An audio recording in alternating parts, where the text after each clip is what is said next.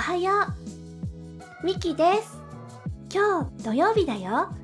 いつもよりちょっとゆっくり起きた。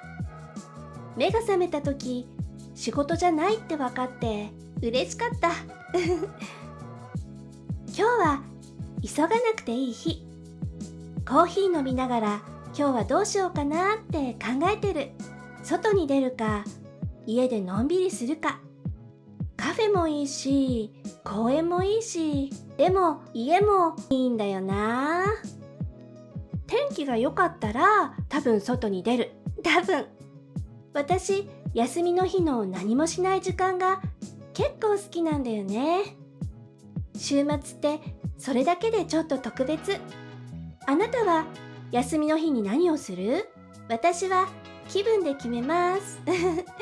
じゃあ今日もいい日にしようね。今日はここまで。見てくれてありがとう。また会いたいからチャンネル登録してね。